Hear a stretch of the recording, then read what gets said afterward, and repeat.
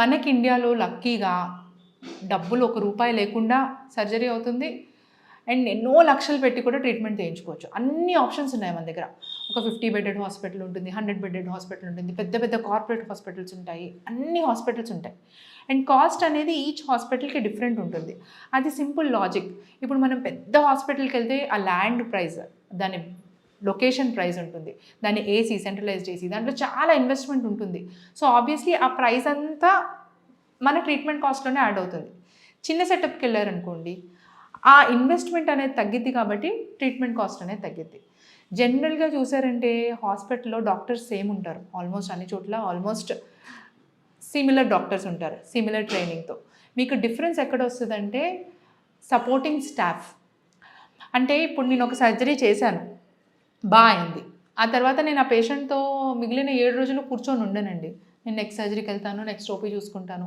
వాళ్ళతో ఉండి వాళ్ళని చూసుకోవాల్సింది నర్సులు, nursing care. So nursing care అనేది చాలా ఇంపార్టెంట్. ఏంటి అంటే వాళ్ళు ఏం ఇంజెక్షన్ ఇస్తారు, వాళ్ళకి ఎలా ఇంజెక్షన్ ఇవ్వడం వచ్చా లేదా, వాళ్ళు ట్రైన్డా లేదా, వాళ్ళు మీకు బెడ్ సోర్ రాకుండా ప్రివెంట్ చేయగలుగుతున్నారా లేదా, కేర్ తీసుకోగలుగుతారా, ఆర్ ఎమర్జెన్సీస్ని హ్యాండిల్ చేయగలుగుతారా. ఇప్పుడు ఒక పేషెంట్ సడన్గా మొన్నే చిన్నది ఇంజెక్షన్, ప్యాంటాప్ టాబ్లెట్ మీ అందరికీ తెలిసి ఉంటుంది. అందరి పేషెంట్స్కి ప్యాంటాప్ ఇంజెక్షన్ ఇస్తాం. చిన్న ప్యాంటాప్ ఇంజెక్షన్ ఇచ్చిన వెంటనే ఆయనకి ఏంటంటే ఎలర్జీ అయిపోయి ఎనాఫైలాక్టిక్ షాక్ వచ్చింది. మేము కూడా ఎక్స్పెక్ట్ చేయము అంటే ఇంత కామన్గా వాడే ఇంజెక్షన్కి ఇలా వస్తుందని. కాకపోతే ఎలాంటి సెట్టింగ్లో ఉన్నాడంటే ఆ పేషెంట్ లక్కీ అని చెప్పాలి.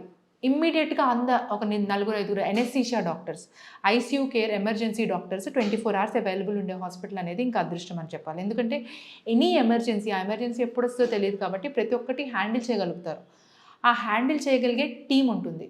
సో మనం వెళ్ళేటప్పుడు సపోర్ట్ స్టాఫ్ అనేది చూసుకోవాలండి. ఆ సపోర్ట్ స్టాఫ్ ఎవరు, ఇంక్లూడింగ్ నర్సింగ్ స్టాఫ్, ఆయమ్మలు వాళ్ళు ఎంత క్లీన్గా చేస్తున్నారు, వాళ్ళ దాంట్లో స్టెరిలైజేషన్ ఎట్లా మెయింటైన్ చేస్తున్నారు, అంటే వేస్ట్ డిస్పోజల్ ఎట్లా ఉంది. సో దానివల్ల మీకు ఇన్ఫెక్షన్స్ తక్కువ అవుతాయి. క్లీనింగ్ స్టాఫ్ ఎట్లా క్లీన్ చేస్తారు, దానివల్ల మీరు ఒకళ్ళు వెంటిలేటర్ పైన ఈరోజు ఉన్నారు, ఇంకొక పేషెంట్ వెంటిలేటర్ పైన నిన్నున్నాడు. ఆ పేషెంట్కి ఉన్న ఏదో పేషెంట్కి ఆల్రెడీ ఇన్ఫెక్షన్ ఉండే కదా చనిపోయాడు. ఆ ఇన్ఫెక్షన్ నెక్స్ట్ మీకు స్ప్రెడ్ అవ్వకుండా ఉండాలంటే ఆ వెంటిలేటర్ని ఒక విధంగా క్లీన్ చేయాలి.